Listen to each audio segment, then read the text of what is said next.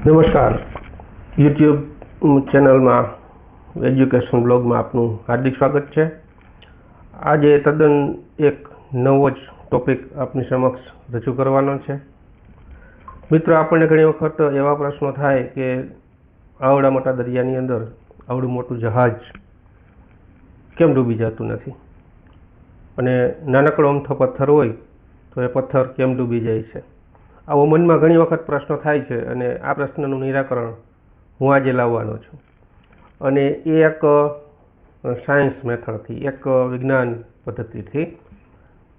ખાસ કરીને આ ટોપિકની અંદર 3 વસ્તુ આપણે ક્લિયર કરવાની છે: ઘનતા, પાણી ખસેડવું અને આર્કિમિડીઝનો સિદ્ધાંત. તો મુખ્ય 2 મુદ્દા છે કે વહાણ કેમ તરે છે અને પથ્થર કેમ ડૂબી જાય છે. આ વિશે આજે આપણે આપને માહિતી આપવાની છે, જાણવાનું છે. તો અહીંયા હું મારો ફેસ થોડો હાઈડ કરી નાખીશ, કારણ કે પીપીટીમાં કેટલીક વસ્તુ દેખાશે નહીં. એટલે પેલું છે કે વહાણ અને પથ્થરનું તરણ નિરાકરણ. એટલે આ એક તરણશાસ્ત્ર છે. તો તરણશાસ્ત્રની અંદર આપણે આગળ વાત કરીએ કે પથ્થર ડૂબી જાય છે અને વહાણ છે એ ડૂબતું નથી. આનું કારણ શું?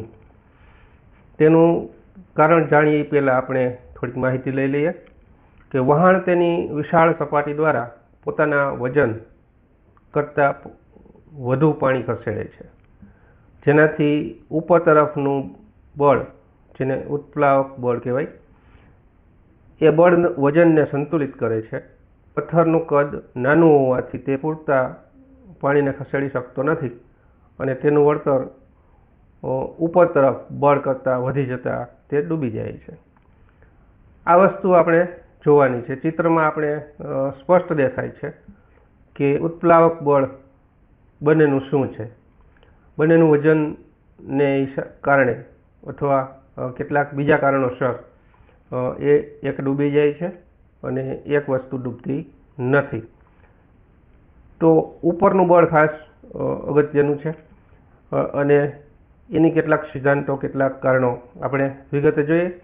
મુખ્ય કારણો આપણે અહીંયા 3 કારણો મુખ્ય અહીંયા આપેલા છે.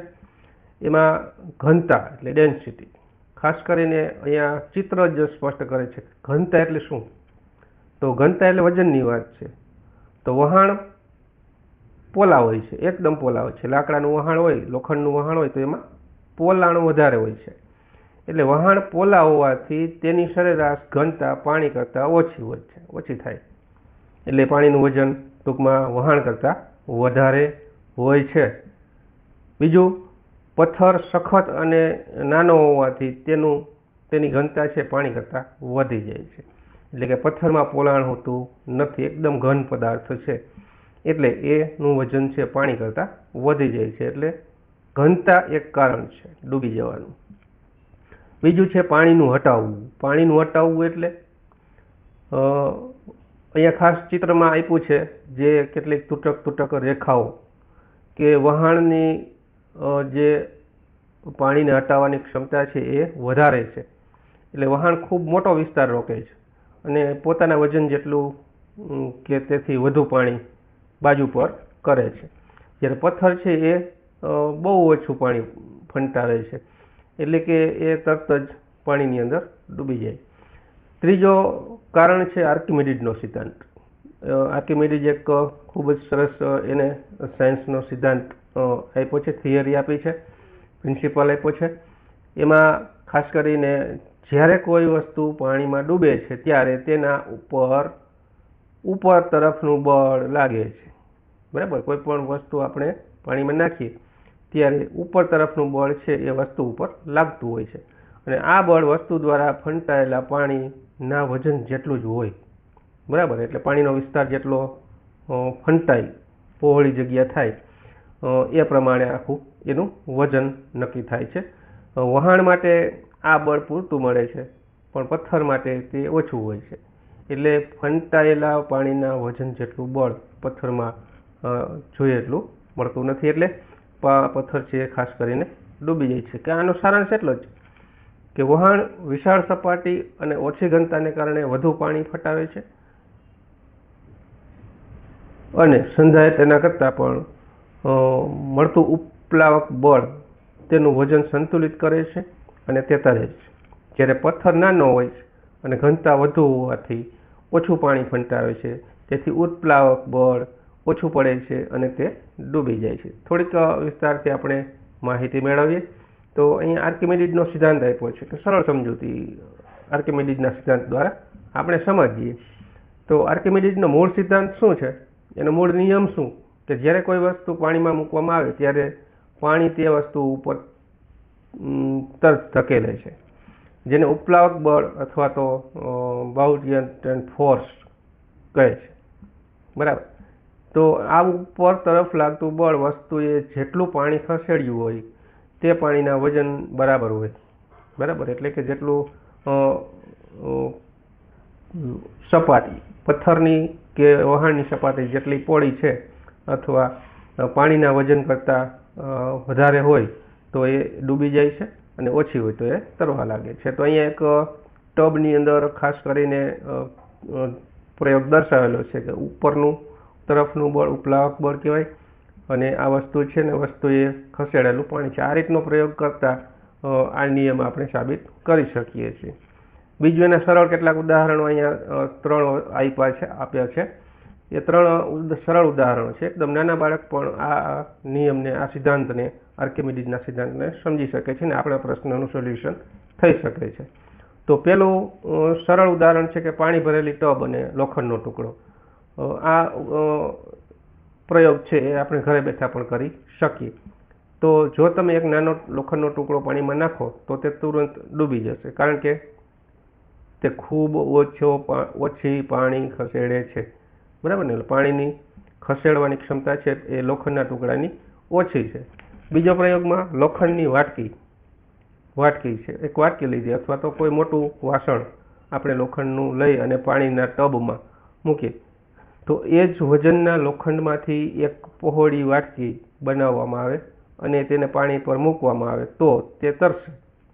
વાટકીનો આકાર પહોળો હોવાથી તે પોતાના વજન કરતાં વધુ પાણીને બાજુ પર ખસેડે છે, જેથી તે નીચેથી વધારે ઉપરનું બળ લાગે છે. તો અહીં આપણે બંને લોખંડ જ છે, છતાં એક લોખંડનો ટુકડો ડૂબી જાય છે અને બીજું લોખંડ એમાંથી જ બનાવેલું જે વાટકી છે એ ડૂબતી નથી. તો એ ન ડૂબવા પાછળનું કારણ તમે લોકો જાણી ચૂક્યા હશો. અને ત્રીજું છે માણસ, એટલે માનવ શરીર. તો માનવ શરીરની અંદર ત્રીજું સરળ ઉદાહરણ ન ડૂબવાનું છે કે જ્યારે આપણે ફેફસામાં હવા ભરીને પાણીમાં સૂઈ જઈએ ત્યારે આપણું શરીર સરળતાથી તરે છે, કારણ કે હવાના લીધે આપણી સરેરાશ ઘનતા પાણી કરતાં ઓછી થઈ જાય છે. એટલે કે શરીર હળવું થઈ જાય છે અને પાણીની ઘનતા વધી જાય છે, જેથી કરીને આપણું શરીર ડૂબતું નથી. સારાંશમાં એટલું જ કહેવાનું છે કે જેટલું વધુ પાણી કોઈ વસ્તુ ખસેડે છે તેટલું વધુ ઉપરનું બળ મળે છે. જો ઉપરનું બળ વસ્તુના વજન કરતાં વધારે હોય અથવા બરાબર હોય તો તે વસ્તુ તરશે, ઓછી હોય તો ડૂબી જશે. તો આ આર્કિમિડીઝના નિયમ પ્રમાણે ખૂબ જ સરળ અને સરસ ઉદાહરણો છે એ આપણે જોઈ લીધા, એની માહિતી મેળવી અને આ સરળ ઉદાહરણોથી આપણને સાબિત થાય કે કઈ વસ્તુ ડૂબે છે, કયા કારણોસર. અહીંયા એક સરસ મજાનું ઉદાહરણ એક પણ બીજું લીધેલું છે જે આપણે સમજીએ.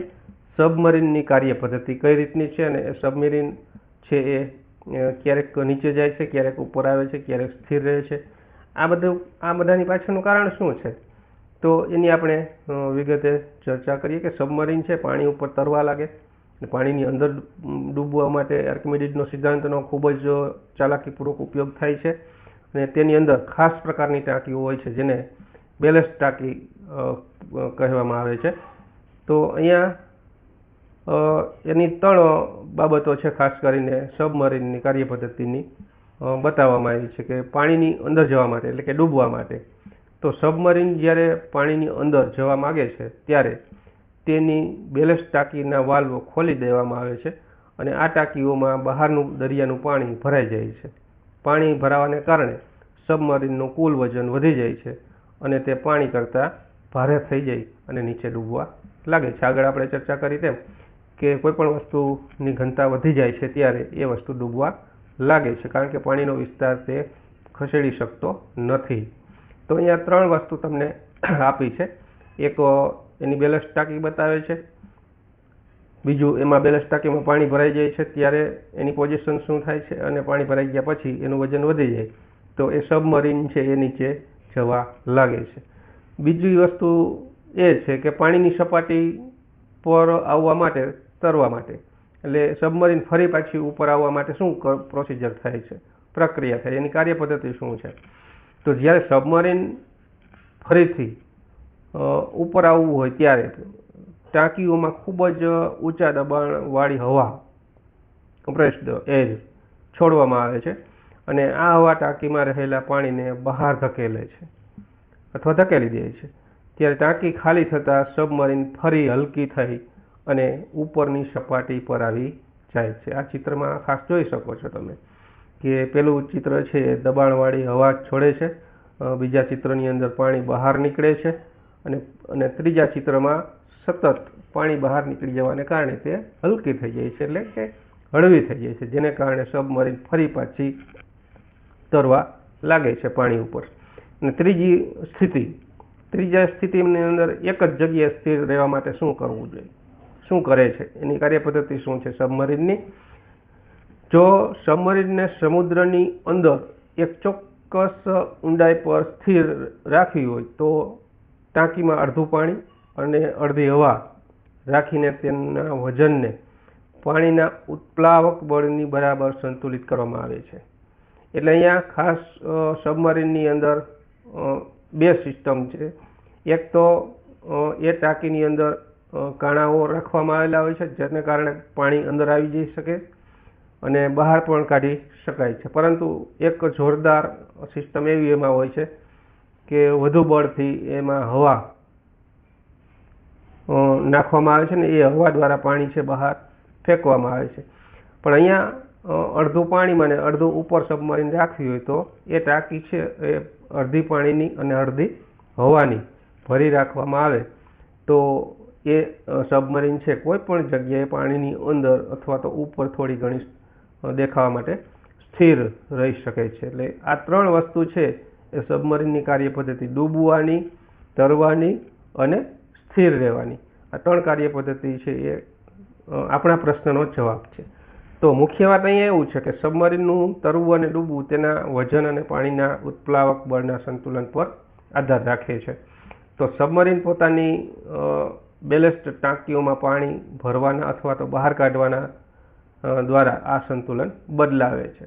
તો અહીંયા ચિત્રમાં તમે જોઈ જ શકો છો કે વજન નીચે તરફ ક્યારે જાય છે, ઉત્પ્લાવક બળ ઉપરનું ક્યારે થાય છે. તો આ બધું આર્કિમિડીઝના સિદ્ધાંત ઉપર આધારિત છે. તો આર્કિમિડીઝનો સિદ્ધાંત આપણે આગળ જોયો હતો કે આ ઉત્પ્લાવક બળ અને તેની સ્થિતિને કારણે આ બધી વસ્તુ પાણીમાં તરે છે અને ડૂબે છે. તો આ વસ્તુ આપણે ખાસ જોઈ. આ વસ્તુની અંદર આપણે પથ્થર શા માટે ડૂબે છે, વહાણ કે જહાજ કે મોટી સબમરીન છે એ સબમરીન કેમ તરે છે, તો એ બધી જ વસ્તુ આપણે આ વિડીયો દ્વારા ક્લિયર કરી છે. તો મને આશા છે કે આ બધી વસ્તુ ખાસ કરીને તમને સમજાઈ ગઈ હશે. ખૂબ જ રસપ્રદ માહિતી આ હતી. નાના બાળકોને પણ આ ઘેરે એક પ્રયોગ દ્વારા આ પ્રશ્નનું નિરાકરણ લાવી શકાય છે કે સામાન્ય શિક્ષક પણ વર્ગખંડની અંદર સારી રીતે સમજાવી શકે છે. તો આવો આ તમારો વિડીયો ખૂબ સરળ ભાષામાં સમજાવેલો છે. સમજાણો હોય, આ વિડીયો ખૂબ જ ગમ્યો હોય તો આ વિડીયોને લાઈક કરો, કોમેન્ટ કરો, શેર કરો અને તમારા મિત્રો સાથે શેર કરો. જો નવા જ હોય તો સબસ્ક્રાઈબ કરો. ફરીથી મળીશું નવા વિડીયો સાથે. ધન્યવાદ.